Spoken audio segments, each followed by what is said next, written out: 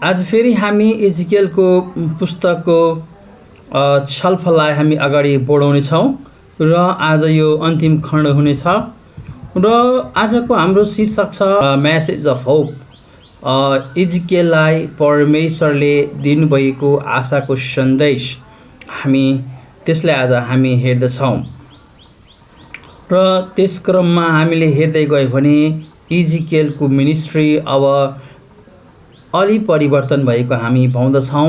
किनकि पहिलो खण्डमा हामी के हेऱ्यौँ भने एजिकियलले इजरायलले गरेका पापहरूको विरुद्धमा परमेश्वरको न्यायलाई घोषणा गर्नुभयो र अब हामी यहाँ हेर्दछौँ आशाको सन्देश लिएर अब तिनीहरूको जुन एउटा दुःखमय अवस्था थियो त्यसलाई परमेश्वरले सम्झनु भएको छ। परमेश्वरले तिनीहरूलाई त्योबाट निकाल्नलाई काम थाल्नुहुने कुराहरूको एउटा सन्देश लिएर परमेश्वरको त्यो सन्देश तिनीहरूको माझमा आएको हामी पाउँदछौँ। त्यस कारणले हामी यहाँ के हेर्दछौँ भने यरुसलेमलाई जुन परमेश्वरले विनाश गर्नुभयो र त्यो विनाशपछि परमेश्वरले एउटा आशाको सन्देश तिनीहरूलाई दिनुभयो। परमेश्वरले तिनीहरूलाई त्यही अवस्थामा छोडिदिनु भएन। त्यस कारणले एउटा नयाँ अब अलि हामी परिवर्तन यहाँ के पाउँछ भने एजिकेलको सेवकाई दण्ड घोषणा गर्ने मात्रै सेवकाई होइन तर परमेश्वरको आशाभरि सन्देश पनि मानिसहरूको बिचमा लिएर जाने क्रममा हामी यहाँ पाउँदछौँ। र यो परिवर्तनले के देखाउँछ भने परमेश्वरले फेरि आफ्नो मानिसहरूलाई सम्झिनुहुन्छ र परमेश्वरले आफ्नो मानिसको वास्ता र फिक्री गर्नुहुन्छ। परमेश्वरले आफ्नो मानिसको सुरक्षा दिनुहुन्छ र आफ्नो मानिसलाई पूर्ण रूपमा कहिले त्याग्नुहुन्न भन्ने कुरा हामी पाउँदछौँ। र यसलाई देखाउनको निमित्त हामी के हेर्दछौँ भने अब परमेश्वरले एजिकियललाई तिनीहरूको पहरेदारको रूपमा अगाडि सार्दछ अनि तिनीहरू इजरायलका यरुसलेमका मानिसको पहरेदार हौँ भनेर भन्नुभयो। र यसमा हामी के हेर्दछौँ भने परमेश्वर स्वयंको गुण, परमेश्वर स्वयं तिनीहरूको पहरेदार गोठालो र तिनीहरूको वास्ता र फिक्री गर्ने परमेश्वर हुनुहुन्छ। त्यस कारणले जसरी निर्वासनमा भएका मानिसहरूको बिचमा अब एजिकियललाई परमेश्वरले तिनीहरूको पहरेदार, तिनीहरूलाई सिकाउने, तिनीहरूको वास्ता र फिक्री गर्ने जुन जिम्मा दिएर परमेश्वरले जुन त्यो सन्देश दिनुभयो त्यसरी नै हाम्रो परमेश्वरलाई हामी पाउँदछौँ।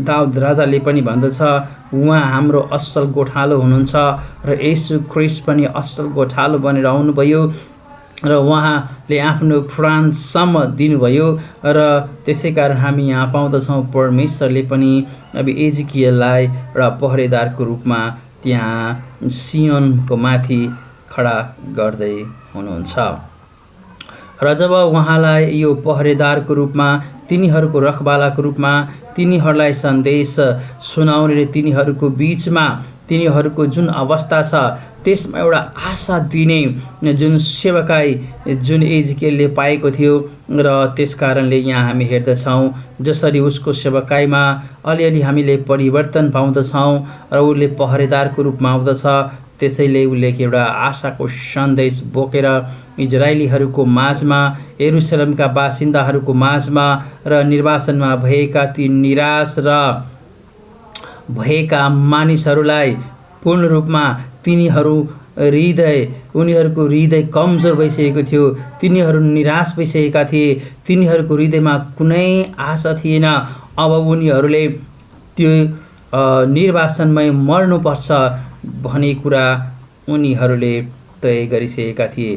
किनकि जब उसले एउटा झुटो आशा उनीहरूले परमेश्वरमा जब राखिरहेका थिए त्यति बेला अब एजिकियलले परमेश्वरको दण्ड तिमीहरूमाथि आउँदछ भन्ने कुरा, परमेश्वरको दण्डको घोषणा यसरी गरे कि मानिसहरू निराश र एकदमै निरुत्साहित भए।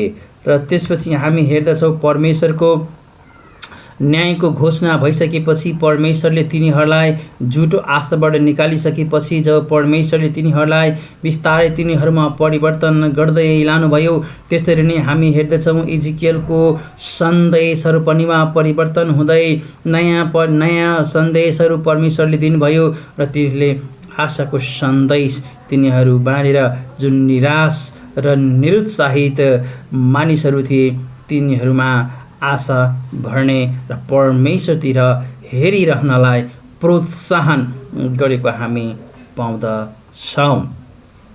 त्यसपछि हामी यहाँ के हेर्छौँ भने पहिलो कुरा हामीले हेर्नुपर्दा एउटा नयाँ गोठालो र तिनीहरूले प्राप्त गरेको हामी पाउँदछौँ। र जब हामीले एजिकियल 33को 10 र 11 हामी पढ्यौँ भने त्यहाँ हामी एउटा परमेश्वरको सन्देश तिनीहरूको लागि हामी दिएको पाउँछौँ। यहाँ एजिकियल 33को 10 र 11मा यसरी लेखिएको हामी पाउँछौँ। हे मानिसको छोरो, इजरायलको घरानालाई भन, तिमीहरू यसो भनिरहेछौ। अब इजरायलको घरानालाई परमेश्वरले एउटा सन्देश दिँदै हुनुहुन्छ र तिनीहरूको एउटा जुन विचार थियो, तिनीहरूले जुन पूर्ण रूपमा निराश भइसकेका थिए र तिनीहरूले यसो भनिरहेका थिए, हाम्रा पाप र अपराधले हामी थिचिएका छौँ। तिनीहरूले आफ्ना पाप र अधर्महरूलाई, अपराधहरूलाई परमेश्वरको सामुने स्वीकार गरेको हामी यहाँ पाउँदछौँ। अनि तिनीहरूले अब भनिरहेका थिए कि हाम्रा पाप र अपराधले हामीलाई थिचिएका छौँ र तिनको कारण हामी निर्बल हुँदै जाँदैछौँ। हामी कसरी बाँच्ने त? यसैले तिनीहरूलाई भन, जस्तो म जीवित छु, परमप्रभु परमेश्वर भन्नुहुन्छ, दुष्टहरूको मृत्युमा म खुसी हुन्न, तर तिनीहरूले आफ्ना चाल त्यागेर बाँचुन् भनी म चाहन्छु। आफ्नो दुष्ट चाल त्याग, हे इजरायलका घराना हो, तिमीहरू किन मर्छौ? अब यहाँ हामीले केही कुराहरूलाई विचार गरौँ। अब सबभन्दा पहिले यहाँ के छ, तिनीहरूले कसरी के भन्छ नि, हामी कसरी बाँच्ने त? अब तिनीहरूले यस्तो अवस्थामा आफैलाई पुर्याएका छ र तिनीहरूको पापको कारण तिनीहरूको अवस्था यस्तो नाजुक भएको छ। अब तिनीहरूलाई कुनै आशा छैन, तिनीहरू आशा रहित भएका छन् र अब प्रश्न गरिरहेका छन्, हामी कसरी बाँच्ने त? अब उनीहरूलाई थाहा भइसक्यो तिनीहरूको पाप र धर्म धेरै बढेर गएको छ। अब तिनीहरू पाप र धर्मकै कारण निर्बल भइरहेका छन्, तिनीहरूमा कुनै शक्ति र सामर्थ्य छैनन् कि अब तिमीहरू त्यसकारणले यहाँ हेर्दैछौँ त्यसमा कुनै पनि आशा नभएका मानिस जस्तै अब यिनीहरूले पनि एउटा प्रश्न गरेको हामी पाउँछौँ, हामी कसरी बाँच्ने त? अनि परमेश्वरको सन्देश त्यहाँ हामी हेर्दछौँ, यिनीहरू अब मृत्युको कुरा गर्दछ, अब जीवन रहँदैन भन्ने कुरा गर्दैछ। अब तैपनि उनीहरूले जीवन खोजेको हो, त्यो प्रश्नले नै भन्दछ, हामी कसरी बाँच्ने त? अब कुनै उपाय यिनीहरूको सामुने नभएपछि अब परमेश्वरले तिनीहरूलाई एउटा सन्देश, जस्तो म जीवित छु, हाम्रो परमेश्वर जीवित परमेश्वर हुनुहुन्छ, इजरायलका परमेश्वर जीवित परमेश्वर हुनुहुन्छ। अब यो कुरा तिनीहरूले बिर्सिसकेका थिए। निराश र दुःख यति भइसकेको थियो, पापमा तिनीहरू यति अगाडि बढेका थिए कि अब जीवनको कुरा परमेश्वरबाट आउँछ भन्ने कुरा तिनीहरूले बिर्सेके। फेरि परमेश्वरले अब तिनीहरूलाई यो सन्देश मार्फत, जस्तो म जीवित छु, परमप्रभु परमेश्वर भन्नुहुन्छ, दुष्टहरूको मृत्युमा म खुसी हुन्न, तर तिनीहरूले आफ्नो चाल त्यागेर बाँचुन् भनी म चाहन्छु। परमेश्वर के चाहनुहुन्छ भने मानिसहरूले आफ्नो पापलाई छोडेर, आफ्नो अपराधलाई छोडेर परमेश्वरको बाटोमा हिँडुन् भने तिनीहरू परमेश्वरले चाहनुहुन्छ। अब त्यस कारणले यहाँ सन्देश छ, म जीवित छु र तिमीहरूले त्यो पापको बाटो त्याग, म त्यो चाहन्छु। र जब तिमीले त्यो दुष्ट चाल त्याग्छौ अनि तिमीहरू मर्दैनौ, तिमीहरू जीवन पाउँछौ। यहाँ एकदमै राम्रो कुरा छ। हेर्दछ, मानिसहरूले पापमा मरिरहेका छन्। अब मानिसहरूको कुनै आशा छैनन् र हामीले यहाँ 11 को लास्टमा के तिमीहरू किन मर्छौ? परमेश्वरले भन्दै हुनुहुन्छ, तिमीहरू यो पापमा छौ, त्यसकारण तिमीहरू मर्छौ। अब तिमीहरू किन त्यो मर्ने बाटो रोजिरहेका छौ? म जीवित छु, त्यो बाटोलाई छोड, म तिमीलाई जीवन दिन्छु। यस कारणले मानिसहरूले जब भन्दछ हामी कसरी बाँच्ने, त्यस कारणले परमेश्वरले एउटा यहाँ सन्देश दिनुहुन्छ, अब तिमीहरू पश्चाताप गर, अब तिमीहरू पश्चाताप गर।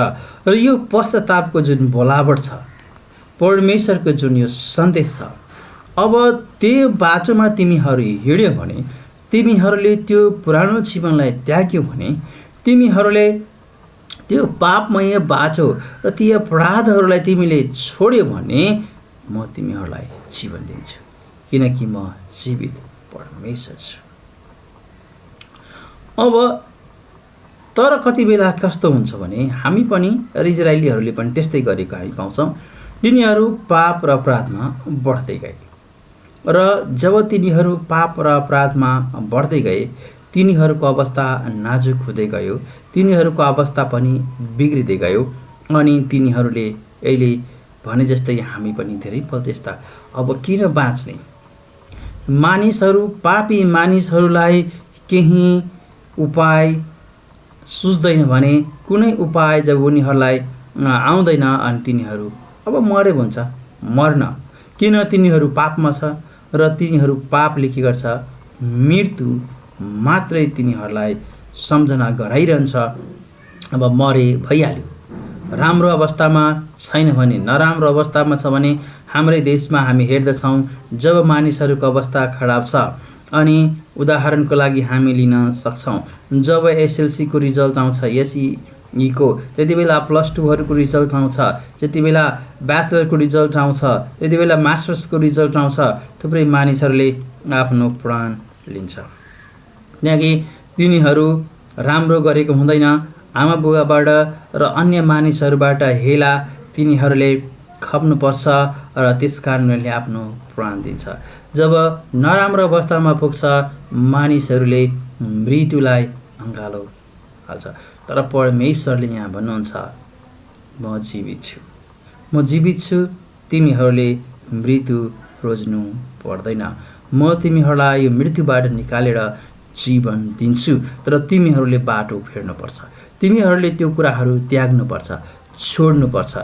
तर पापी मानिसहरूको लागि जीवनभन्दा मृत्यु प्यारो हुन्छ, किनकि तिनीहरू पापमा छन् र पापको फल मृत्यु हो। त्यस कारणले हामी यहाँ के हेर्दछौँ भने, यी मानिसहरू जब पापमा नराम्ररी फसे र ती निर्वासनमा पुगे, परमेश्वरले तिनीहरूलाई दण्ड दिनुभयो। अब तिनीहरू आशा रहित भएछ, अब कसरी बाँच्ने भन्ने कुरा तिनीहरूले गर्छ। तर त्यो बिचमा पनि परमेश्वरले भन्नुभयो, अब तिमीहरू के गर? पश्चाताप गर, पश्चाताप गर र परमेश्वरको पछाडि, म पछाडि लाग। एकदमै यहाँ हामी हेर्दछौँ परमेश्वरको आज्ञा, परमेश्वरको सन्देश एकदम सरल छ। सरल के रहेछ भने, अब पश्चाताप गर र मेरो पछाडि आऊ भनेर परमेश्वरले बोलाउनु भएको छ। त्यस कारणले हामी हेर्दछौँ केही कारणहरू, एउटै कारण छ। आज मानिसहरूलाई परमेश्वरले थुप्रै थोक दिनुभएको छ। सृष्टिकर्ताको रूपमा उहाँले यो संसारका हरेक मानिसलाई भोजन, पानी, हावा, सास लिनको निमित्त सबै कुराहरू दिनुभएको छ र उनीहरूले अहिले पनि यो शरीरमा जीवित भएर हिँडिरहेको हामी पाउँदछौँ। र यो सबै परमेश्वरले दिनुहुन्छ अनि परमेश्वरले तिनीहरूलाई पश्चाताप गर, ती पुरानो कुराहरूलाई छोडेर म पछि आऊ भनेर आज पनि परमेश्वरले बोलाउँदै हुनुहुन्छ। आज जति मानिसहरू यो संसारमा छन् तिनीहरू पनि पापमा छन् र तिनीहरू पनि तपाईहरू एउटा विद्यार्थी हुनुहुन्छ, तपाईहरूले तयारी गर्दै हुनुहुन्छ, सेवाकाईको निम्ति तपाईले यहाँ तयारी गर्दै हुनुहुन्छ, पछि जानुहुन्छ अनि मानिसहरूको बिचमा तपाईँले सेवाकाई गर्नुहुन्छ र मानिसहरूलाई तपाईँले हेर्नुहुन्छ र मानिसहरूलाई हामीले सम्झाउनुपर्छ परमेश्वरले अहिले पनि तपाईँलाई खाना, भोजन, सास फेर्ने हावा सबै कुराहरू दिनुभएको छ र यी पापबाट परमेश्वरले फर्किनलाई भन्नुभएको छ। अब तपाईँहरू पनि पश्चाताप गर्नुहोस् र आज पनि त्यही पश्चाताप गर्नको निमित्त परमेश्वरले मानिसलाई बोलाउँदै हुनुहुन्छ र मानिसहरू अहिले पनि पापमा अटेरी गरेको छ र ती मानिसहरूको बिचमा तपाईँले सेवा गर्नुपर्छ। तपाईँको सेवाकाईको यो सिम्पल एउटा स्ट्रक्चर छ, सिम्पल सन्देश हुन्छ। हामी पापमा छौँ, अब हामी परमेश्वरतिर फर्कौँ। तपाईँले जतिसुकै बाइबलबाट सिकाए पनि, जहाँबाट सिकाए पनि निचोडमा हामीले के भन्न खोजेका छौँ ती पापमा रहेका मानिसहरूलाई भने अब तपाईँ पश्चाताप गर्नुहोस् र परमेश्वरको पछाडि हिँड्नुहोस्। त्यसरी नै यहाँ एजकियल पनि इजरायलका मानिसहरूलाई भन्दै हुनुहुन्छ अब धेरै दुःख, तकलिफ र विभिन्न समस्याहरूबाट तपाईँ हामी गुज्र्यौँ, अब फेरि हामी परमेश्वरमा फर्कौँ, पश्चाताप गरौँ, ती पुरानो कुराहरूलाई हामी छोडौँ। अब परमेश्वरले फेरि बोलाउँदै हुनुहुन्छ, अब परमेश्वरमा हामी लागौँ। इजरायलको दुर्दशा यी कारणले नै भए, त्यहाँका राजाहरू पनि असफल त्यसै कारणले भए, त्यहाँका पूजाहारीहरू, त्यहाँका अगुवाहरू जब परमेश्वरले तिनीहरूलाई सन्देश दिनुभयो, जब तिनीहरूलाई व्यवस्था दिनुभएको थियो र तिनीहरूले त्यसको व्यवस्था गर्दै अगाडि बढ्दै गए अनि परमेश्वरले दण्ड दिनुभयो र उनीहरूलाई जुन जुन उद्देश्य दिएको थियो, राजाले देशलाई चलाउनु पर्ने, जनताको वास्ता र फिक्री गर्नुपर्ने, पूजाहारीहरूले परमेश्वरलाई परमेश्वरको कुराहरू सिकाउनु पर्ने, परमेश्वरको बाटोमा हिँडाउनलाई सहायता गर्नुपर्ने भविष्यवक्ताहरू थिए, झुटा भविष्यवक्ताहरू थिए। तिनीहरूलाई परमेश्वरले मानिसहरूलाई परमेश्वरबाट अलग लगेको कारणले दण्ड दिनुभयो। त्यहाँ हामी हेर्दछौँ पुजारीहरूलाई परमेश्वरले दण्ड दिनुभयो, अगुवाहरूलाई परमेश्वरले दण्ड दिनुभयो, राजालाई परमेश्वरले दण्ड दिनुभयो, जनताहरूलाई पनि परमेश्वरले, इजरायलका सामान्य मानिसहरूलाई पनि परमेश्वरले दण्ड दिनुभयो, किनकि तिनीहरू परमेश्वरले जुन पश्चाताप गरेर फर्क भन्नुभएको थियो तिनीहरूको व्यवस्था तिनीहरूले गरे। अब हामी हेऱ्यौँ भने 34 अध्यायको 2 र 3 मा हामी हेऱ्यौँ भने आशाको सन्देश लिएर फेरि हामी यहाँ एजकियल इजरायलीहरूको बिचमा गएका यरुशलेमका मानिसहरू परमेश्वरका मानिसहरूको बिचमा गएर यसरी भन्दै हुनुहुन्छ, हे मानिसको छोरा, इजरायलका गोठालाहरूको विरुद्धमा यो सन्देश अगमबानी तिनीहरूलाई कहेर भन, परमप्रभु परमेश्वर यसो भन्नुहुन्छ, धिक्कार इजरायलका गोठालाहरूलाई जसले आफ्नै मात्र वास्ता गर्दछ। के गोठालोले भेडाहरूको वास्ता गर्नुपर्ने होइन र?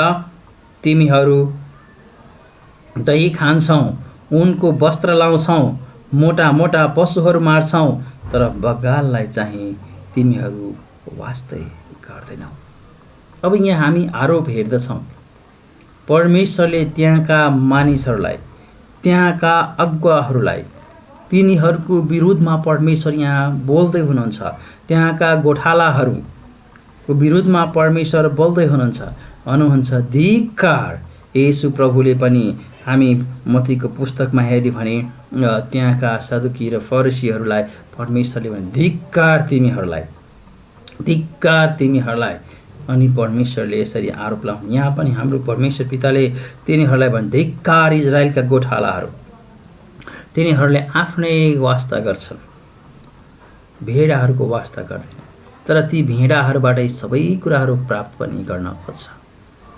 जब ती भेडाहरूलाई वास्ता गर्दैन र तिनीहरूबाट नै सबै कुराहरू तिनीहरूले प्राप्त पनि गर्न खोज्दछ, त्यसलाई के देखिन्छ भने तिनीहरूलाई मार्छ, कुनै पनि प्रकारले तिनीहरूलाई सहायता गरेको पाउँदैन।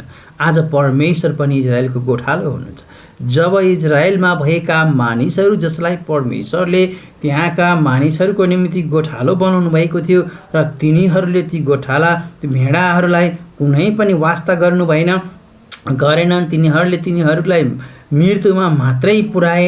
अनि त्यसपछि परमेश्वरले पनि यहाँ उहाँ गोठालो हुनुहुन्छ अनि परमेश्वरले तिनीहरूलाई पनि छोडिदिनु भयो। अब तिनीहरूको पनि अवस्था नाजुक छ, तिनीहरू पनि मर्लाएका छन्। तिनीहरूले अब पूर्ण रूपमा अब जीवन गयो भनेर तिनीहरूले प्रश्न गर्दा परमेश्वरले एउटा सन्देश दिनु, जसरी म जीवित छु, म असल छु, म तिमीहरूको गोठालो हुँ। अब म तिमीहरूको वास्ता गर्छु, म तिमीहरूलाई फिक्री गर्छु, म तिमीहरूलाई शान्त पानीको निर लान्छु, तिमीलाई म राम्रो ठाउँमा लान्छु र तिमीहरूलाई फेरि त्यो राम्रो दिन फर्काइदिन्छु। अब तर इजरायलका मानिसहरूले यहाँ हेर्दछौँ, इजरायलका मानिसहरूलाई परमेश्वरले जसलाई त्यहाँ शासन गर्नलाई, राजालाई, पुजारीलाई, उहाँहरूलाई अगुवाहरूलाई परमेश्वरले खटाउनु भएको थियो, तर तिनीहरूले मानिसहरूलाई बेवास्ता गरेको हामी यहाँ पाउँदछौँ र इजरायलका अगुवाहरू बाटो बिराएको हामी यहाँ पाउँदछौँ। अनि त्यसपछि हामी के हेर्दछौँ भने इजरायललाई सही बाटोमा ल्याउनको निमित्त ती अगुवाहरू पुजारीहरूलाई परमेश्वरले सही बाटोमा ल्याउनको निमित्त तिनीहरूलाई यो सन्देश दिनुभयो र घडी ती भविष्यवक्ताहरूलाई पठाएर तिनीहरूलाई तिनीहरूको जिम्मेवारी सम्झाउनु भयो। तब तिमीहरूले व्यवस्था गरे। तर अहिले हामी हेर्दछौँ परमेश्वर आफै इजरायलको गोठाला हुनुभएको हामी यहाँ प्रतिज्ञा पाउँदछौँ। अब परमेश्वरले यो सन्देश दिँदै हुनुहुन्छ, म तिमीहरूको गोठालो हुँ र म तिमीहरूको वास्ता गर्छु, म तिमीहरूको फिक्री गर्छु। ती नेताहरूले, ती पुजारीहरूले, ती राजाहरूले तिमीहरूको प्राणको रक्षा नगरे पनि, तिम्रो वास्ता नगरे पनि, अब म आफै इजरायलको गोठाला हुन्छु भन्ने प्रतिज्ञा हामी पाउँदछौँ। 34 अध्यायको 11 पद हामी हेऱ्यौँ भने त्यहाँ पनि केही सन्देश हामी पाउँदछौँ। किनभने परमप्रभु परमेश्वर यसो भन्नुहुन्छ, अब म आफैले मेरा भेडाहरूको खोजी गरेर तिनीहरूको हेरचाह गर्नेछु। अब स्वयं म आफै आफ्नो मानिसको वास्ता गर्छु। येशू प्रभुलाई हामी यहाँ हेर्दछौँ। येशू प्रभु पनि यो संसारमा आउनुभयो, इजरायलका हराएका भेडाहरूलाई खोजी गर्नको निमित्त उहाँ आउनुभयो अनि तिनीहरूलाई वास्ता, फिक्री र तिनीहरूलाई प्रेम गर्नको निमित्त येशू ख्रीष्ट आउनुभयो। त्यसरी नै यहाँ परमेश्वर पिताले भन्छ, परम प्रभु परमेश्वर यसो भन्नुहुन्छ, अब म आफैले मेरा भेडाहरूको खोजी गरेर तिनीहरूको हेरचाह गर्नेछु। परमेश्वर स्वयं अब अगाडि आउँदै हुनुहुन्छ। त्यसपछि हामी 30 र 31 पद हामी हेरौँ। तब म परम प्रभु तिनीहरूका परमेश्वर तिनीहरूका साथमा छु, इजरायलको घराना चाहिँ मेरो प्रजा हो भनी तिनीहरूले जान्नेछन्। परम प्रभु परमेश्वर भन्नुहुन्छ, सर्वोच्च परम प्रभु घोषणा गर्नुहुन्छ, तिमीहरू मेरा भेडाहरू हौ, मेरो खर्कका भेडाहरू, मेरा मानिसहरू हौ र म चाहिँ तिमीहरूका परमेश्वर हुँ, परम प्रभु परमेश्वर भन्नुहुन्छ। अब जब इजरायलका अगुवाहरूले इजरायलका मानिसहरूलाई बेवास्ता गरेपछि हामी यहाँ हेर्दछौँ परमेश्वर स्वयं अब यहाँ हामी हेर्छौँ। त्यस कारणले हामीले के हेरी एउटा नयाँ गोठालो, परमेश्वरले एउटा नयाँ गोठालो बनेर यहाँ आउनुभयो। किनकि जुन गोठालोहरूलाई परमेश्वरले जिम्मेवारी दिनुभएको थियो तिनीहरूले व्यवस्था गरे। त्यस कारणले इजरायलमा इजकेललाई पठाएर जुन एउटा गोठालो एउटा चित्रण हुनुपर्ने, जो गोठालोले कसरी अब परमेश्वर स्वयंले कसरी तिनीहरूको वास्ता गर्नेछ भनेर सन्देश दिएको हामी पाउँदछौँ र एकदमै यो आशाले भरिएको सन्देश हामी पाउँदछौँ। त्यसपछि हामीले अब 36 अध्यायदेखि 39 अध्यायमा हामी हेऱ्यौँ भने त्यहाँ एउटा नयाँ जीवन, इजरायललाई परमेश्वरले नयाँ जीवन, निर्वासनमा भएका मानिसहरूलाई एउटा नयाँ जीवन दिने उहाँले कुरा गर्नुभएको छ, घोषणा गर्नुभएको छ। र त्यस कारणले परमेश्वरले एजिकियललाई फेरि सन्देश दिनुभयो। र अब यहाँ हामी के हेर्दछौँ भने उद्धारको कुरा लिएर परमेश्वर आउनुभएको छ। तिनीहरूलाई अब ती निर्वासनबाट परमेश्वरले उद्धार गर्ने, त्यहाँबाट छुटकारा दिने र तिनीहरूलाई बचाउने परमेश्वरले जुन सन्देश दिनुभएको छ। हामीलाई पनि आज येशू ख्रीष्टमा हामीले एउटा सन्देश पाएका छौँ, नयाँ जीवन पाएका छौँ। त्यससँग हामीले जोडेर यसलाई हेर्नेछौँ। अब पहिले एजिकियलको 36 अध्यायको 23 पद पढौँ र त्यहाँ यसरी लेखिएको छ। म मेरो महान नाउँको पवित्रता देखाउनेछु, जो ती जातिहरूको बीचमा पवित्र भएको छ, जुन नाउँ तिमीहरूले तिनीहरूका बीचमा पवित्र पारेका छौ। जब म आफैलाई तिमीहरूद्वारा तिनीहरूका अघि पवित्र प्रकट गर्नेछु, तब जाति जातिहरूले जान्नेछन् कि म नै परमप्रभु हो, परमप्रभु परमेश्वर भन्नुहुन्छ। अब यहाँ एउटा के रहेछ भने परमेश्वर भन्दै हुनुहुन्छ, म पवित्र परमेश्वर हुँ र तिमीहरूले मेरो नाउँको व्यवस्था गर्यौ र तिमीहरूले मेरो प्रतिज्ञामा बसेनौ र मैले तिमीहरूलाई जुन आज्ञा दिएको थिएँ, जुन काम गर्ने जिम्मेवारी दिएको थिएँ, त्यो तिमीहरूले गरेनौ अनि मानिसहरूको बीचमा तिमीले मेरो नाउँलाई अपवित्र गर्यौ, तिमीले अनाज्ञाकारी भयौ। अब म तिनीहरूको बीचमा म आफ्नो पवित्रता प्रकट गर्नेछु र सबै इस्राएलको मानिस लगायत विश्वका सबै मानिसहरूले थाहा पाउनेछन् कि म नै परमेश्वर हुँ भन्ने कुरा। अनि परमेश्वरले आफ्नो बारेमा मानिसहरूलाई घोषणा, आफ्नो पवित्रता र उहाँले के चाहनु भएको छ, के खोज्नु भएको छ भन्ने कुरा मानिसहरूले थाहा पाउने यहाँ हामी हेर्दछौँ। जब 36 अध्यायको हामीले 26देखि 28 पद पढ्यो भने त्यहाँ पनि हामी यहाँ केही पाउँदछौँ। अनि म तिमीहरूलाई एउटा नयाँ हृदय दिनेछु। यो नयाँ करारको भाषालाई हामी यहाँ पाउँदछौँ। यहाँ हामी हेरौँ, म तिमीहरूलाई एउटा नयाँ हृदय दिनेछु र तिमीहरूभित्र म नयाँ आत्मा हालिदिनेछु। तिमीहरूबाट ढुङ्गाको हृदय निकालेर म त्यसको सट्टामा तिमीहरूलाई मासुको हृदय दिनेछु अनि म मेरा आत्मा तिमीहरूमा हालिदिनेछु र तिमीहरूद्वारा मेरा विधिहरू पालन गर्ने र मेरा नियमहरू होसियारी साथ मान्ने तुल्याउनेछु। अब यहाँ परमेश्वरले भन्दै हुनुहुन्छ, म तिमीहरूलाई एउटा नयाँ हृदय दिनेछु र त्यो तिमीहरूमा म हालिदिनेछु। जुन अहिलेको जुन अनाज्ञाकारी गर्ने, परमेश्वरको विरुद्धमा काम गर्ने जुन हृदय तिमीहरूसँग ढुङ्गाको हृदय छ, त्यसलाई निकालेर म मासुको हृदय दिनेछु अनि मेरो आत्मा तिमीहरूमा हालिदिनेछु। परमेश्वरले आफ्नो आत्मा हालिदिनेछु भनेर भन्दै हुनुहुन्छ। अनि भन्दछ, अनि मेरा विधिहरू पालन गर्ने र मेरा नियमहरू साथ मान्ने तिमीहरूलाई तुल्याउने त्यो शक्ति सामर्थ्य परमेश्वरले दिन्छु भनेर भन्नुभएको छ। अनि मैले तिमीहरूका पिता पुर्खाहरूलाई दिएको देश तिमीहरू रहनेछौ, तिमीहरू मेरा प्रजा हुनेछौ र म तिमीहरूका परमेश्वर हुनेछु। अब नयाँ करारको यो भाषा हो। यदि तपाईँ हामीले यो 26देखि 28 पद हामी पढ्यौँ भने तैँले एउटा 25 पद पनि पढ्नुहोस्। त्यहाँ पनि हामी हेर्दछौँ 36 को 25 पद, म तिमीहरूमाथि शुद्ध पानी छर्किदिनेछु र तिमीहरू शुद्ध हुनेछौ, तिमीहरूका सबै अशुद्धतादेखि र तिमीहरूका सबै मूर्तिहरूदेखि म तिमीहरूलाई शुद्ध तुल्याउनेछु।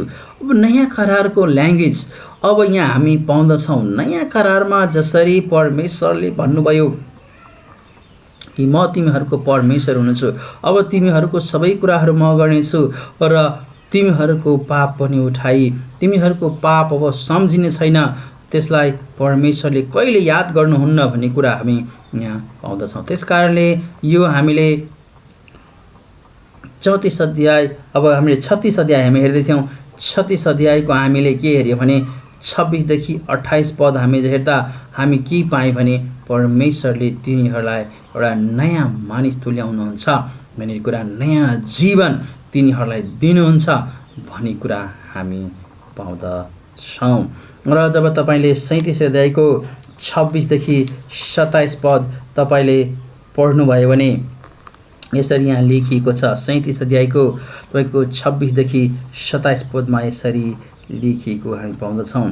म तिनीहरूसित शान्तिको करार बाँध्नेछु र त्यो सदा सर्वदाको निम्ति हुनेछ। म तिनीहरूलाई स्थापित गर्नेछु र म तिनीहरूको सङ्ख्या बढाउनेछु। तिनीहरूका बीचमा सदा सर्वदाको निम्ति म र मेरा पवित्र स्थान राख्नेछु। अब यो सधैँको लागि, सबै दिनको लागि शान्तिको करार र पवित्र स्थान, यो दुईटा कुरा उहाँले यहाँ गर्नुभएको छ र त्यो परमेश्वर स्वयंले स्थापित गर्नुहुनेछ। र मेरो वासस्थान तिमीहरूसँगै हुनेछ र म तिमीहरूका परमेश्वर हुनेछु र तिमीहरू मेरा प्रजा हुनेछौ। हामी यहाँ के हेर्दछौँ भने परमेश्वर स्वयं मानिसहरूसँग आउनुहुन्छ र बस्नुहुन्छ र यो नयाँ करार हामी पाउँदछौँ। जब येशू ख्रीष्ट संसारमा आउनुभयो र उहाँले नयाँ करारको जब सुरुवात गर्दै हुनुहुन्थ्यो र उहाँ निस्तारको चाडको पर्वको बेला जब उहाँले भन्नुभयो यो मेरो शरीर हो र यो मेरो रगत हो। जसरी उहाँले प्रभुभोज उहाँ दिँदै हुनुहुन्थ्यो, प्रभुभोजको स्थापना गर्दै हुनुहुन्थ्यो, त्यसरी हामी त्यहाँ हेर्दछौँ। र अर्को एउटा ठुलो घटना हामी पेन्टिकोसको दिनमा हामी हेर्दछौँ। पेन्टिकोसको दिनमा जब परमेश्वरले तिनीहरूमाथि आत्मा खन्याउनु भयो, यो दुईटा कुरालाई हामी हेऱ्यौँ भने परमेश्वरले नयाँ करारको सुरुवातलाई पूर्णता दिएको हामी यहाँ पाउँदछौँ, पूर्ण रूपमा स्थापित गरेको हामी पाउँदछौँ। जसरी निस्तारको चाडको बेलामा परमेश्वरले जुन भोज तयार पार्नुभयो र त्यहाँ उहाँले भन्नुभयो अब मेरो शरीर, यो मेरो रगत, अनि यो नयाँ करार छ यसमा, जसरी उहाँले भन्नुभयो र त्यसपछि पवित्र आत्मा दिनुभयो। उहाँले भन्नुभयो तिमीहरू यहीँ बस, यरुशलेममा बसिराख, म तिमीहरूलाई आत्मा दिनेछु र तिमीहरूले त्यसपछि त्यो आइसकेपछि तिमीहरूमा वास गर्नुहुन्छ र पवित्र आत्मा आइसकेपछि तिमीहरूलाई मैले सिकाएका कुराहरूको सम्झना गराउनुहुन्छ अनि त्यसले शक्ति, ज्ञान, बुद्धि दिनुहुन्छ अनि तिमीहरूले मभन्दा पनि ठुलो काम गर्नेछौँ। र त्यसपछि हामी हेर्दछौँ पवित्र आत्मा आउनुभयो, तिनीहरूमा वास गर्नुभयो। जहाँ पवित्र आत्माको वास छ त्यहाँ परमेश्वरको वास छ। आज परमेश्वरका मानिसहरूभित्र पवित्र आत्मा बस्नुहुन्छ। आज हामी परमेश्वरको मन्दिर हौँ र मन्दिरमा परमेश्वर बस्नुहुन्छ र हामी पवित्र स्थान हौँ र परमेश्वरले आज हामीलाई नयाँ हृदय दिनुभएको छ। हाम्रो हृदयमा उहाँले आफ्नो वचनहरू दिनुभएको छ, लेखिदिनु भएको छ, आफ्नो अनुग्रह कृपा दिनुभएको छ कि आज हामी उहाँको आज्ञा पालन गर्ने र उहाँको वचनहरू, नियमहरूलाई पालन गर्ने मान्छे आज हामी भएका छौँ र ती पापको कुराहरूलाई छोडेर परमेश्वरको पछाडि आज हामीलाई हिँड्नलाई र शक्ति र सामर्थ्य पवित्र आत्माले प्रदान गर्नुभएको छ। त्यस कारणले उहाँ भन्नुभयो ढुङ्गाको हृदयलाई हटाएर म तिमीहरूलाई मासुको हृदय दिनेछु र तिमीहरूले मलाई प्रेम गर्नेछौ र तिमी मेरो पछि हिँड्नेछौ भन्ने कुरा हामी नयाँ करारको र यो ल्याङ्ग्वेज यहाँ हामीले हेऱ्यौँ। 36-34 हामीले पढ्यौँ र त्यहाँ हेर्दैछौँ परमेश्वरले नयाँ जीवन दिने वाचा गर्नुभएको छ। र 37 अध्यायमा जब हामी आउँदछौँ त्यहाँ हामी पनि एउटा कुरा के हेर्दछौँ भने त्यहाँ सुकेको हड्डीहरू छ, कुनै पनि छाला लागेको छैन, त्यहाँ हड्डी नै हड्डी भएको एउटा भ्याली हामी त्यहाँ हेर्दछौँ। त्यहाँ ड्राई बोन्सहरू छ र सबैलाई यो थाहा छ। अब त्यो सुकेको हड्डीमा त्यस्तै बिना मासुको हड्डीमा त्यस्तै जुन हड्डी छरिएर रहेका छन् तिनीहरूमा यस्तै पञ्चर मात्रै छन्। अब तिनीहरूमा परमेश्वरले कसरी जीवन दिने र नयाँ जीवन दिने कुरा जुन सन्देश उहाँले दिनुभयो र त्यसले तिनीहरूलाई एउटा आशा प्रदान गरे। र आज पनि हामीमा त्यो आशा छ। जब परमेश्वरमा हामी फर्किएर जान्छौँ, हामी आफ्नो पाप स्वीकार गर्दछौँ, येशू ख्रीष्टमा हाम्रो पापको क्षमा छ भन्ने कुराहरूमा जब हामी परमेश्वरमा भर पर्छौँ, त्यसरी नै यहाँ हामी के भन्छौँ हेर्दछौँ भने परमेश्वरमा तिनीहरूलाई पूर्ण रूपमा भर पर्नको निमित्त यो सन्देश दिएको छ। परमेश्वर स्वयं सबै कुराहरू गर्नुहुन्छ, परमेश्वर स्वयं गोठालो बन्नुहुन्छ, परमेश्वरले स्वयं तिनीहरूको हृदय दिनुहुन्छ, तिनीहरूलाई नयाँ जीवन दिनुहुन्छ र परमेश्वर स्वयं तिनीहरूसँग बस्नुहुन्छ भन्ने कुरा परमेश्वरले यहाँ एउटा सन्देश दिँदै हुनुहुन्छ। र त्यो सन्देश निराश भएका ती हतोत्साहित भएका निर्वासनमा भएका ती मानिसहरू, मृत्युको खोजी गरिरहेका ती मानिसहरूलाई, मृत्युको नजिक पुगेका, मुखैमा पुगेका मानिसहरूलाई यो सन्देशले तिनीहरूमा एउटा आशा भर्दछ र हामी हेर्दछौँ अब तिनीहरूलाई परमेश्वर स्वयंले वास्ता गर्ने, फिक्री गर्ने, अगुवाई गर्ने र सबै कुराहरू तिनीहरूको लागि गर्ने अगाडि बढ्नुभएको छ। त्यसकारणले हामी हेर्दछौँ सबै मानिसहरू, जुन मानिसहरू यो संसारमा छ, जब उनीहरू ख्रिस्टलाई चिनेको छैन अनि ख्रिस्ट बिनाको जति यो मानिस संसारमा छ सबै के छ भने पापमा मरेका छन्। इजरायलका मानिसहरूको अवस्था नाजुक किन थियो भने तिनीहरू परमेश्वर बिना जीवन जिरहेका थिए, परमेश्वरदेखि टाढा तिनीहरूले जीवन जिउन खोजेका थिए। त्यसकारणले हामी हेर्दछौँ तिनीहरू ती सुकेका हड्डीहरू जस्तै भएका थिए, त्यसमा प्राण थिएन, तिनीहरू मरेका थिए र त्यसपछि हामी आशाको सन्देश हामी हेर्दछौँ।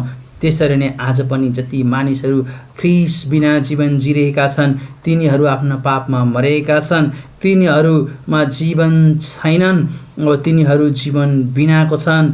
त्यसरी नै यो सुकेको हड्डीहरू जस्तै भएका छन्। अब तिनीहरूमा नयाँ जीवन कसले दिने? अनि परमेश्वरले भन्नुहुन्छ म तिमीहरूलाई नयाँ जीवन दिन्छु, म आफ्नो मानिसहरूलाई नयाँ जीवन दिन्छु भन्ने प्रतिज्ञा उहाँले गर्नुभएको कुरा हामी पाउँदछौँ।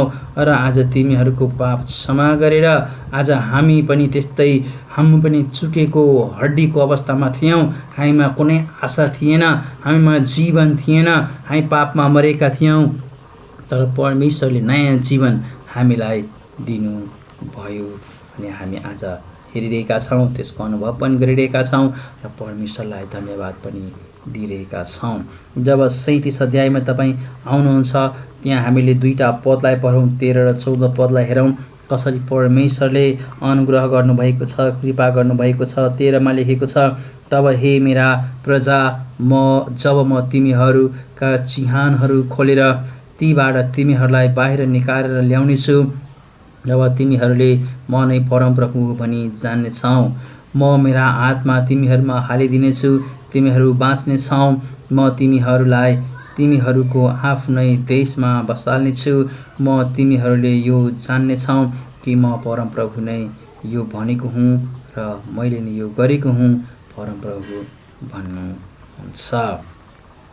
यसकारणले यहाँ हामी हेर्दछौँ जब नयाँ जीवन यसलाई नयाँ जीवनलाई हामी रिजेनरेसन पनि भन्ने गर्छौँ। थियोलोजिकल रूपमा पुनर्जन्म हामीले रिजेनरेसन, नयाँ भएर फेरि जन्मेको, रिजेनरेट भनेको यहाँ छ। त्यसै कारणले अब नयाँ जन्म भनेर येशू ख्रिस्टले निकोदिमसलाई जब यूहन्नाको 3 अध्यायमा जब भेट्नुभयो, निकोदिमस राति अब त्यहाँ आए र जुन कुराहरू उसले येशू ख्रिस्टसँग गर्दै थिए र येशू प्रभुले तिनीलाई हेरेर परमेश्वरले भन्नुभयो र निकोदिमसलाई थाहा थियो जति कुराहरू तपाईँ गर्नुहुन्छ तपाईँसँग परमेश्वर नभएको भए तपाईँले यो काम गर्न सक्नुहुन्थेन।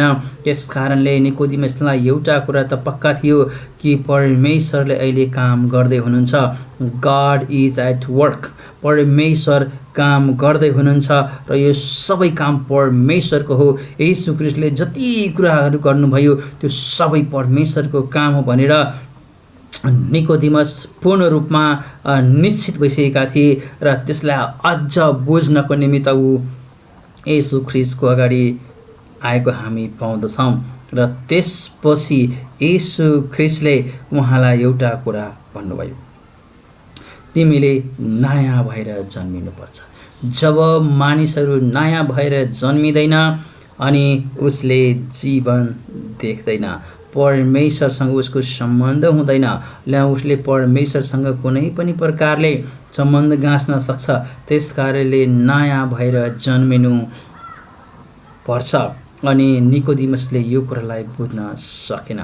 अनि हामी त्यहाँ पाउँदछौँ उसले भने अब म त बुढो भइसकेँ, अब फेरि आमाको गर्भमा कसरी जाने र फेरि कसरी जन्मिने, किनकि तिनीहरूले त्यो नयाँ जीवनलाई बुझ्न सकेको थिएन। अनि परमेश्वर येशू ख्रिस्टले तिनीहरूलाई निकोदिमसलाई सम्झाउनु भयो अनि त्यसरी त्यहाँ हामी हेर्दछौँ जब येशू प्रभुलाई क्रुसमा टाँग्यौँ र जुन दिन गाड्ने अवस्था थियो र जति बेला अरमथियाका त्यो धनी मानिसले आएर जब येशू ख्रीष्टको चिहान शरीरलाई लिएर चिहानमा गाड्नलाई तयारी गर्दै थिए अनि त्यहाँ हामी हेर्दछौँ निकोदिमस पनि ती मोर लाबान र ती कुराहरू लिएर आएको हामी पाउँदछौँ, त्यो सुगन्धित द्रव्यहरू लिएर आएको पाउँदछौँ। अनि उसले पनि अब त्यहाँ हामी हेर्दछौँ त्यो दुईजना अब अरमथियाका त्यो योसेफ र निकोदिमस दुईटै त्यो बेलाका महान र एकदमै प्रचलित र नाम चलेका मानिसहरू थिए, इजरायलका ठुला मानिसहरू थिए। तर तिनीहरू त्यहाँ हामी हेर्दछौँ येशू ख्रीष्टको शरीरलाई त्यो चिहानमा राख्नलाई तिनीहरू अगाडि बढेको पाउँदछौँ। त्यसपछि हामी यहाँ के हेर्दछौँ भने यो एउटा चिन्ह हो, जुन यो सुकेको हड्डी जुन यहाँ त्यसको बारेमा कुरा गरेको छ, त्यो हामी के हेर्छौँ, एउटा चिन्ह हो। यो चिन्ह हो र परमेश्वरले भन्नुभयो अब तिमीहरूले नयाँ भएर जन्मिनुपर्छ, तिमीहरूले नयाँ जीवन पाउनुपर्छ। र त्यहाँ हामीले एउटा यहाँ अर्को चिन्ह के पाउँदछौँ भने यहाँ इजरायल र जुदाको कुरा गरिएका छन्। त्यस कारणले एजिकियलको हातमा दुईटा लट्ठी हुन्छ र त्यो दुईटै लट्ठी दुईटा देशलाई प्रत्येक दुईटा ती ठाउँलाई हामी हेर्दछौँ। जब इजरायललाई परमेश्वरले दुई टुक्रामा बाँड्नुभयो, 10 र +2 10 र 2 गरेर बाँड्नुभयो अनि एउटाको नाम इजरायल भयो, अर्कोको नाम जुडाहरू। अनि त्यसरी हामी हेर्दछौँ परमेश्वरले अब ती दुईटै देशलाई, त्यो दुईटै ठाउँमा रहेका उहाँका इजरायल र जुडामा भएका उहाँका मानिसहरूलाई परमेश्वरले यो एउटा दर्शन दिँदै हुनुहुन्छ। अब तिनीहरूको बिचमा तिनीहरूलाई एउटा नयाँ जीवन दिने कुरा गर्दै हुनुहुन्छ। त्यसकारणले एजिकियलको हातमा भएका ती दुईटा लट्ठीले हामी एउटा चिन्ह प्राप्त गर्दछौँ। परमेश्वरले इजरायल र जुडामा मानिसहरूलाई अब फेरि छोड्नुहुन्न, उहाँहरूको लागि परमेश्वर आफ्नो मानिसहरूलाई फर्काउनुहुन्छ र परमेश्वरले आफ्नो मानिसलाई वास्ता गर्नुभएको हामी यहाँ पाउँदछौँ र यो परमेश्वरबाट एउटा चिन्ह तिनीहरूलाई दिएको छ। अब के गर्दै हुनुहुन्छ परमेश्वरले फेरि जसरी यो इजरायल दुई टुक्रामा विभाजन थियो, अब त्यो फेरि दुई टुक्रा इजरायललाई एउटै बनाउँदै हुनुहुन्छ र फेरि अब परमेश्वरले जुन एउटा इजरायल बनाउनु भएको थियो, अब्राहमबाट एउटा देश बनाउनु भएको थियो र पछि तिनीहरूको कारणले, तिनीहरूकै पापका कारणले त्यो इजरायल 10 वटा अब वंश एक ठाउँमा थियो, दुईटा वंशलाई एक ठाउँमा, अनि त्यसपछि तिनीहरू त्यो तिरबित्र भई पाप गर्दै गए। तिनीहरूको नाममा निशान रहेन।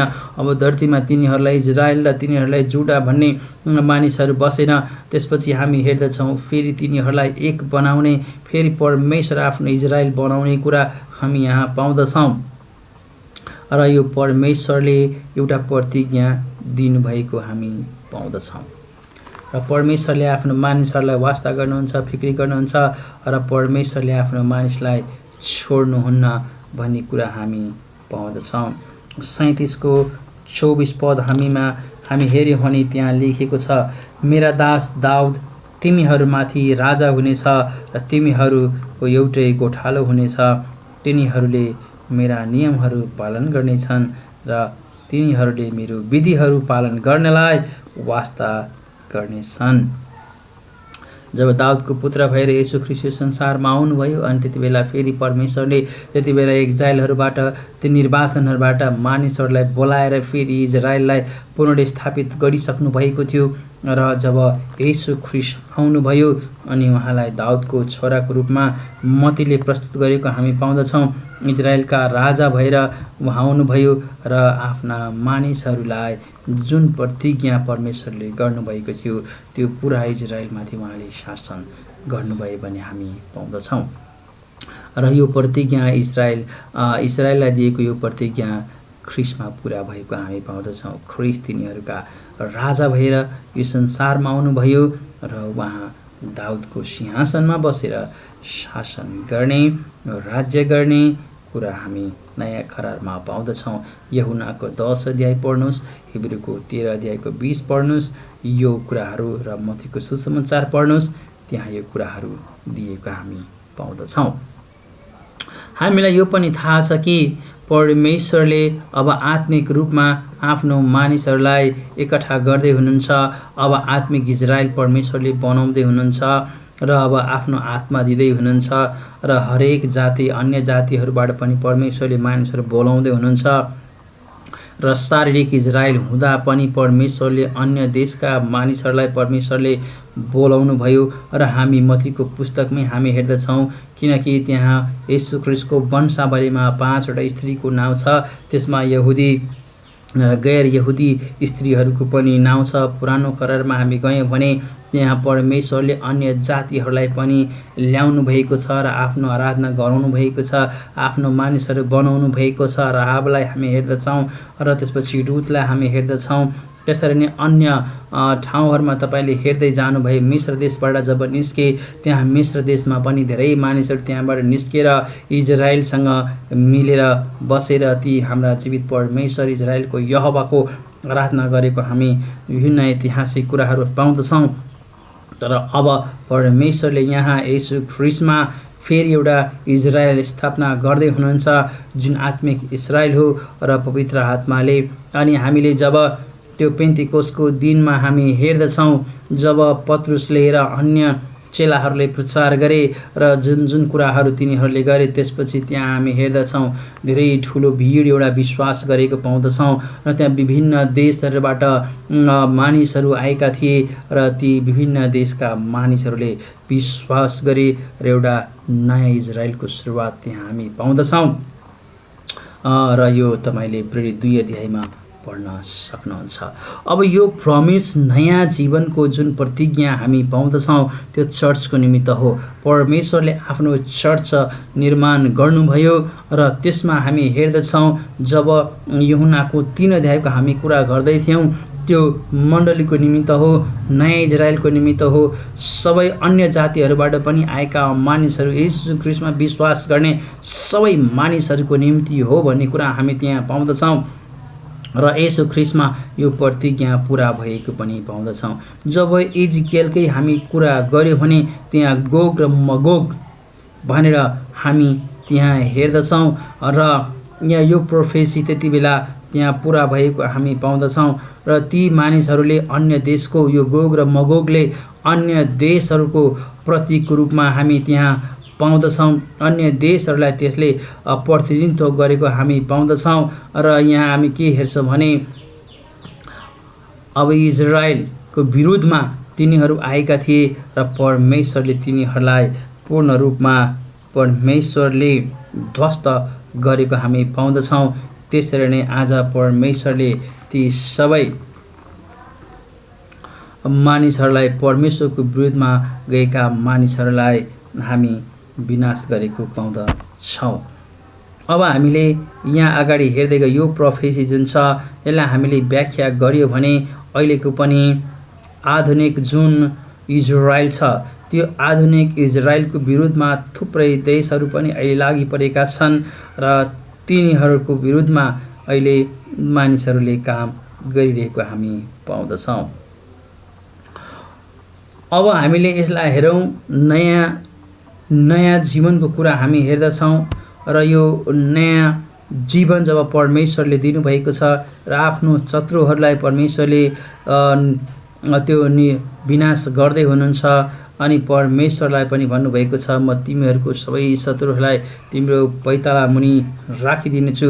अब शैतानलाई हामी कुरा गरौँ, परमेश्वरको चर्चको विरोधमा हामी जब अब उनीहरूले काम गर्दैछ, जब मत्तीको पुस्तकमा येशू ख्रीष्टमा आफ्नो मण्डलीमा आफै निर्माण गर्नेछु जब सुरु र घोषणा गर्नुभयो र त्यसमुनि नरकको गेटले अब त्यसमाथि राज्य गर्ने छैन भन्ने कुरा जब उहाँले गर्नुभएको थियो र त्यो कुरा हामी यहाँ पाउँदछौँ।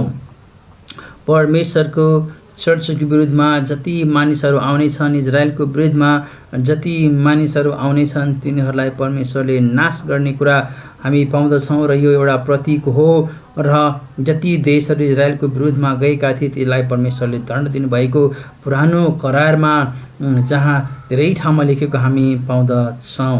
र अब यहाँ हामी हेर्दछौँ परमेश्वरको विरुद्धमा, परमेश्वरको चर्चको विरुद्धमा यो नरकका ढोकाहरूले यी शैतानहरूले कुनै पनि कुराले राज्य गर्न सक्ने अवस्था छैन। र आज परमेश्वरले आफ्नो राज्य निर्माण गर्दै हुनुहुन्छ। परमेश्वरको राज्यको निर्माण हुँदैछ र चर्चद्वारा परमेश्वरले आज यी सबै कुराहरू गर्दै हुनुहुन्छ। यो संसारका मानिसहरूलाई बोलाउँदै हुनुहुन्छ। जब मत्तीको 28 अध्यायमा हामी हेर्दछौँ, जब येशू ख्रिस्टले जुन एउटा हामीलाई महान आज्ञा दिनुभयो, अनि तिमी जाऊ सबै देशमा अनि सबै देशका मानिसहरूलाई प्रचार गर, तिनीहरूलाई चेला बनाऊ, त्यसमा देऊ। अनि यसरी आज हामी हेर्दछौँ र यो पृथ्वीको अन्तसम्म म तिमीसँग हुनेछु भनेर भन्नुभयो। र यो कुरा जब उहाँ आउनुहुन्न तबसम्म यो परमेश्वरको राज्यको निर्माण गर्ने काम भइ नै रहन्छ। र आज हामी आज मण्डलीको अङ्ग हौँ र यो कुरा आज हामी पनि गर्दैछौँ।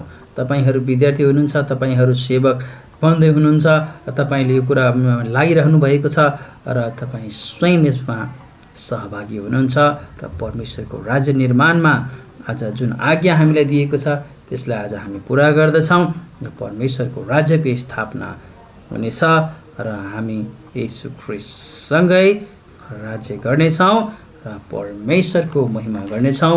र जति व्यक्तिहरू, जति देशहरू, जुन मानिसहरू परमेश्वरको विरुद्धमा लाग्नेछ, परमेश्वरको मण्डलीको विरुद्धमा लाग्नेछ, तिनीहरूलाई परमेश्वरले पूर्ण रूपमा ध्वस्त गर्नुहुन्छ, छोड्नुहुन्न, दण्ड दिनुहुन्छ र तिनीहरूलाई। अनि हामीले नयाँ करारमा एउटा हेर्दछौँ, जब परमेश्वरको समयको पूर्णतामा in the fullness of time हामी पढ्दछौँ अनि परमेश्वरले यो सबै कुराहरूको घोषणा गर्नुभयो। येशू ख्रिस्टलाई यो संसारमा ल्याउनुभयो र यो संसारमा उहाँलाई ल्याएर आफ्नो राज्यको निर्माण गर्ने सुरुवात नयाँ तरिकाले गर्नुभयो र त्यो नयाँ तरिका मण्डलीको स्थापना थियो। त्यसमा अन्य जातिहरूबाट, हरेक जातिहरूबाट, हरेक भाषाहरूबाट बोल्ने मानिसहरूबाट परमेश्वर, हरेक देशबाट परमेश्वरले मानिस बोलाउनु भयो र येशू ख्रिस्टलाई राजा ठहराउनु भयो। र आज हामी आत्मिक रूपमा हामी हेर्दछौँ परमेश्वरले यो अन्तिम समयलाई पुरा गर्नुहुनेछ, लानुहुनेछ र एउटा नयाँ इजरायल स्थापना हुनेछ जुन येशू ख्रिस्टको मण्डली हो र यसले संसारभरि फैलिएर रहेको छ। हरेक देशमा परमेश्वरको मण्डली छ र परमेश्वरको मानिस हरेक देशमा छ। उहाँले भन्नुभएको छ त्यो अब्राहमको टेबलमा पूर्वबाट, पश्चिमबाट, उत्तरबाट, दक्षिणबाट, हरेक ठाउँबाट परमेश्वर मानिसलाई बोलाउनुहुन्छ र त्यो टेबलमा बसेर सबै मानिसहरूले त्यहाँ सहभागी हुन पाउँछ, रमाउन पाउँछ र त्यसको उपायलाई, त्यसलाई ल्याउनको निमित्त परमेश्वरले आफ्नो राज्य निर्माण गर्नको निमित्त मण्डलीलाई स्थापना गर्नुभएको छ। र परमेश्वर येशू ख्रिस्ट स्वयं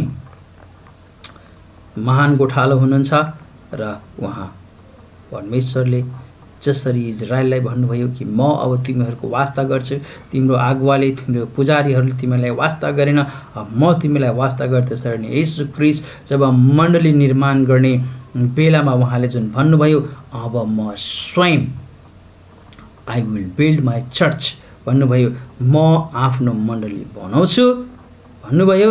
अनि उहाँ लाग्नु भएको छ र उहाँले मानिसहरूलाई बोलाउँदै नयाँ जीवन दिँदै, नयाँ आत्मा दिँदै, तिनीहरूको हृदयमा आफ्नो वचन दिँदै, तिनीहरूलाई ढाडस दिँदै, उनीहरूसँग बस्दै आज आत्मा, पवित्र आत्मा दिएर स्वयं आफ्नो मानिसहरूमा वास गर्दै सबै कुराहरू गरेको हामी यहाँ पाउँदछौँ। र संसारभरि आज येशू ख्रिस्ट आफ्नो मण्डलीद्वारा शासन गर्दै हुनुहुन्छ, राज्य गर्दै हुनुहुन्छ र आफ्नो परमेश्वरको जुन राज्यको प्रचार गर्ने र निर्माण गर्ने काम छ त्यो उहाँले अघि बढाउँदै हुनुहुन्छ। त्यसपछि हामी यो पुस्तकमा एउटा के हेर्छौँ भने नयाँ मन्दिरको पनि यहाँ भविष्यवाणी गरेको हामी पाउँदछौँ। 40 अध्यायदेखि लिएर 48 अध्यायमा हामी गयौँ भने एउटा नयाँ मन्दिरको निर्माण गर्ने कुरा हामी पाउँदछौँ।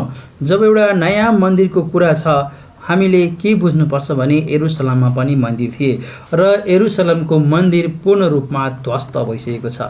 यरुशलेम सहरै पूर्ण रूपमा ध्वस्त भइसकेको छ। तर फेरि यहाँ परमेश्वरले एउटा मन्दिरको दर्शन दिनुहुन्छ र यो हामीले 40 देखि 48 अध्याय अलि लामो अब धेरै कुराहरू यसको बारेमा भनिएको छ, तर सारांशमा हामी यसलाई नयाँ करारसँग जोड्दै हामी हेरौँ। यहाँ के गरेको छ भने त्यो मन्दिरको बारेमा व्याख्या हामी पाउँदछौँ। त्यो मन्दिरमा कस्तो प्रकारको सेवा हुने हो त्यो पनि पाउँदछौँ, कुन ठाउँमा हुने हो त्यो पनि पाउँदछौँ, र कसरी 12 कुललाई परमेश्वरले फेरि त्यसको वरिपरि राख्नु भएको कुरा हामी पाउँदछौँ। यहाँ अब मन्दिरको बारेमा व्याख्या पाउँदछौँ, त्यसपछि कस्तो प्रकारको सेवाहरू त्यो मन्दिरमा हुनेछ, कुन ठाउँमा यो मन्दिर हुनेछ, र कसरी 12 कुल इजरायलको 12 कुल त्यसको वरिपरि हुनेछ भन्ने कुरा हामी पाउँदछौँ। र यो मन्दिर जुन यहाँ हिजकियलको पुस्तकमा व्याख्या गरिएको छ र जुन मण्डलीको मन्दिरको एउटा दर्शन दिएको छ त्यो सोलोमनको मन्दिरको बारेमा कुरा गरिएको छैन।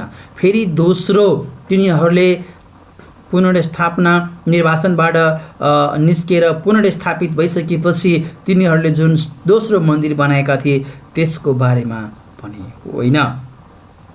एजकियलले जुन मन्दिरको दर्शन हेर्नुभएको छ त्यो मन्दिर अलि छुट्टै प्रकारको मन्दिर हो र यसको महत्त्व पनि छुट्टै छ।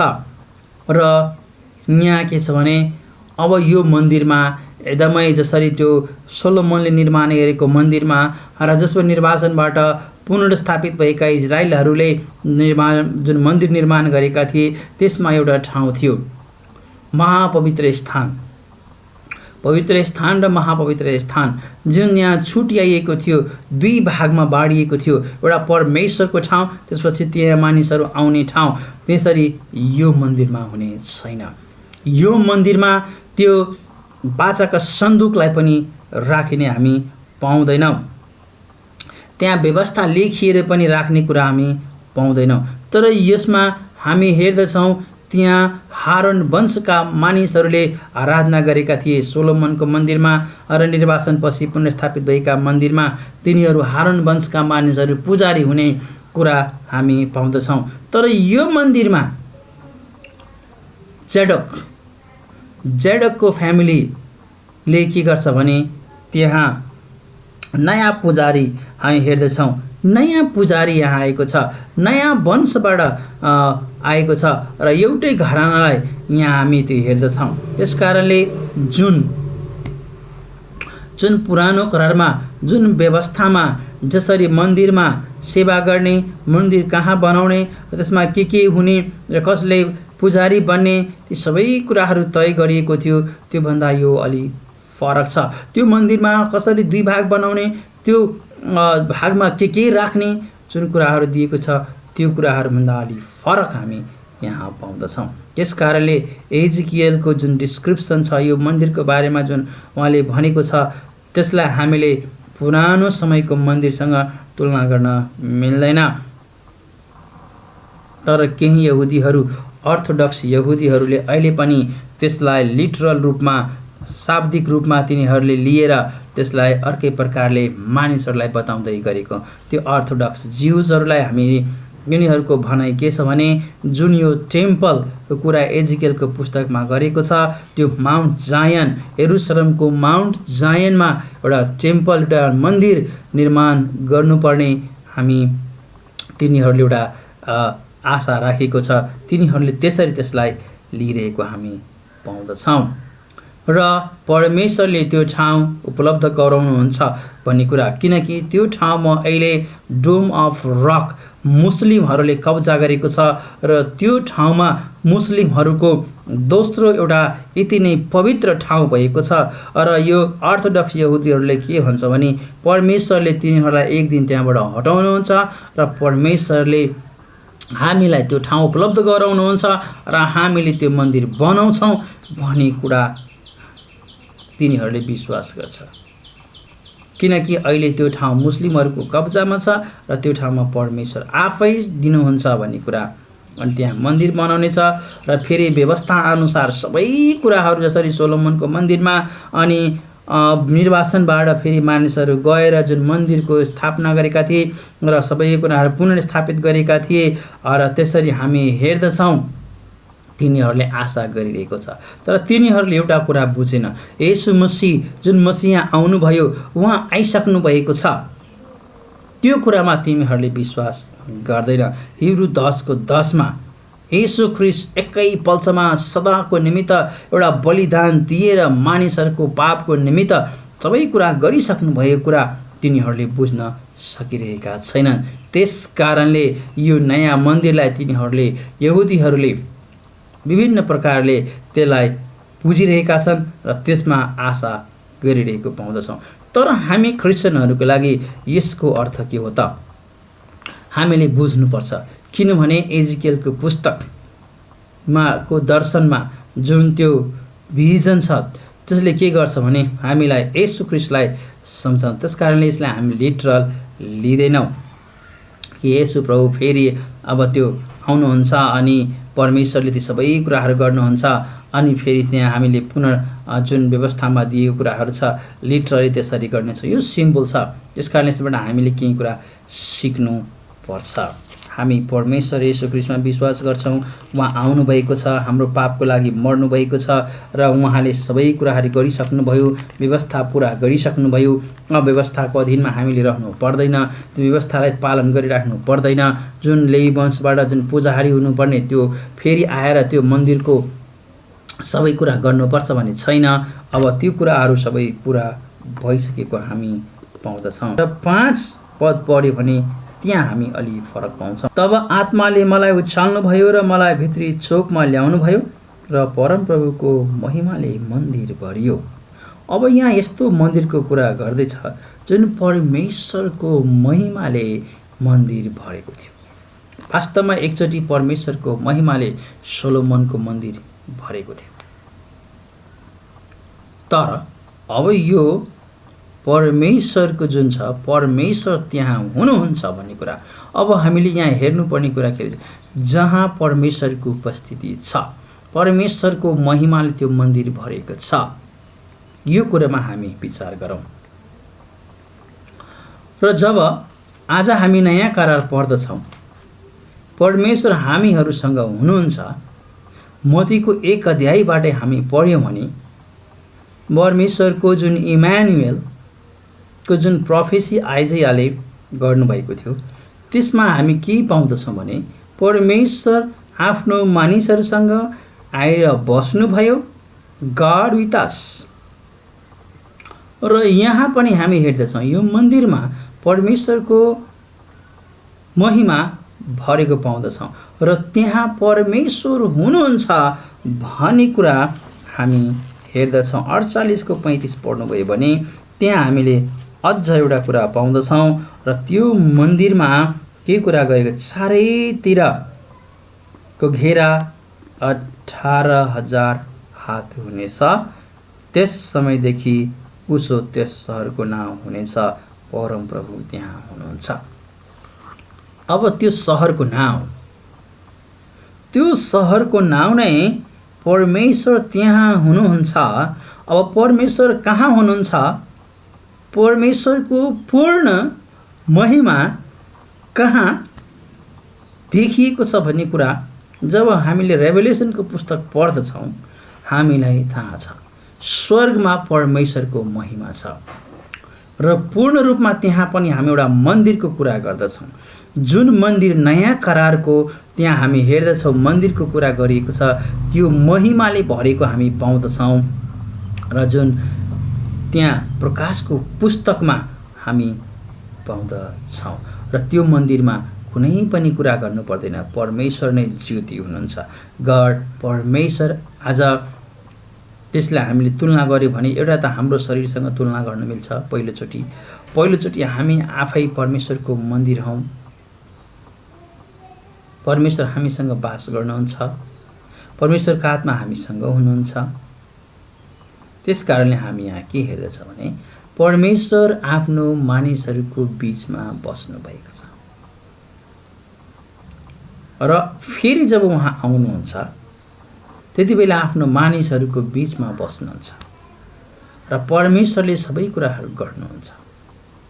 त्यस कारणले आज त हामी आशा साथ, हाम्रो आशा के छ? येशू ख्रीष्ट फर्किनुहुन्छ, फेरि आउनुहुन्छ, उहाँले हामी लिएर जानुहुन्छ, हामी उहाँसँग हुनेछौँ, जुन आशा छ। त्यस कारणले हामी यहाँ पर्खिन्छौँ र उहाँको बाटो हेर्छौँ, किनकि हामीलाई लिनलाई उहाँ आउनुहुन्छ र येशू ख्रीष्टको मन्दिर आज हामी हौँ र परमेश्वर हामीमा बास गर्नुहुन्छ भन्ने कुरा हामी यहाँ पाउँदछौँ। सारांशमा हामी यहाँ हेरौँ। अब हामीले यहाँ के हेऱ्यौँ भने जुन मन्दिरको कुरा छ त्यो मन्दिर अलि सोलोमनको कुरा गरेको छैन, निर्वाचन पछिको मन्दिरको कुरा गरेको छैन। यसलाई नयाँ करारसँग जोडेर हामी स्वयं सबै विश्वासीहरू परमेश्वरका मन्दिर हौँ। एउटा कुरा यो परमेश्वर हामीसँग बास गर्नुहुन्छ, हामीहरूको बीचमा हुनुहुन्छ। अब हाम्रो शरीरको प्रतीकको रूपमा मण्डली पनि छ। मण्डली परमेश्वरको शरीर हो, उहाँ शिर हुनुहुन्छ, हामी उहाँको शरीर छौँ र यो शरीर परमेश्वरले शरीरमा बास गर्नुहुन्छ। परमेश्वरको पूर्ण महिमा त्यहाँ हामी हेर्दछौँ। यस कारणले यो आशाको जुन सन्देश छ, जुन यरुशलेम पूर्ण रूपमा ध्वस्त भइसकेको छ, नाश भइसकेको छ, तर यस्तो दिन आउँदैछ परमेश्वरले तिनीहरूलाई फर्काएर लानुहुन्छ। तर जुन प्रकारको यहाँ व्याख्या गरिएको छ, फेरि मानिसहरूसँग बास गर्नुहुन्छ, त्यो नयाँ करारको भाषा छ र पुरानो र नयाँ करारमा हामी के हेर्दछौँ भने हाम्रो एउटा महिमित आशा छ, जुन उहाँ फेरि फर्केर आउनुहुन्छ र हामीलाई लानुहुन्छ। त्यसको लागि आज हामीलाई पर्खिनलाई र बाटो हेर्नलाई उहाँले भन्नुभएको छ। र यसरी हामीले एजिकेलको पुस्तकमा हामी हेऱ्यौँ कि कसरी परमेश्वरले हामीलाई प्रेम गर्नुभएको छ र कसरी परमेश्वरले आज स्वयं हामीमा बास गर्नुहुन्छ। यस कारणले हामी यहाँ सिक्नुपर्ने कुरा के रहेछ भने जब जब मानिसहरूले पाप गर्छ तब तब परमेश्वरको दण्ड तिनीहरूमाथि आइपुग्छ। जब हामी परमेश्वरमा भर पर्न छोडेर जब अन्य मानिसहरूमा हामी भर पर्छौँ, परमेश्वरसँगको घनिष्ठतालाई त्यागेर अन्य मानिसहरू जुन परमेश्वरका दुश्मनहरू छन् तिनीहरूसँग हामी हातेमालो गर्छौँ, जब परमेश्वरको विरुद्धमा काम गर्ने मानिसहरूसँग सम्बन्ध जोड्छौँ, जब परमेश्वरको विरुद्धमा पाप गर्छौँ अनि परमेश्वरको दण्ड आइपुग्छ। तर नयाँ करारमा के छ, परमेश्वरले हाम्रो गोठालो हुनुहुन्छ, हामीलाई नयाँ जीवन दिनुभएको छ, परमेश्वर स्वयं हामीसँग बास गर्नुहुन्छ र आज हामी परमेश्वरका मन्दिर हौँ र परमेश्वरको महिमा चम्काउनको निमित्त देखाउनको निमित्त आज हामीलाई यो संसारमा राख्नुभएको छ। परमेश्वर स्वयं काम गर्दै हुनुहुन्छ, मण्डली निर्माण गर्दै हुनुहुन्छ र आफ्नो राज्य विस्तार गर्दै हुनुहुन्छ। विश्वको हरेक ठाउँमा परमेश्वरको महिमा आज चम्केको छ र यो सन्देश हामी मानिसहरूलाई दिँदैछौँ कि आज हाम्रो पाप क्षमा भएको छ र परमेश्वर येशू ख्रीष्टले यो कुरा गर्नुभएको छ। आउनुहोस्, परमेश्वर जीवित हुनुहुन्छ र उहाँमा जीवन छ र यो अनन्तको जीवन परमेश्वरले हामीलाई दिनुभएको छ भन्ने कुरा र जुन यो पापमा हामी मरेका थियौँ अब त्यो बाटोलाई छोडौँ, पापको बाटोलाई छोडौँ र जीवनको बाटोमा हामी हिँडौँ। धन्यवाद।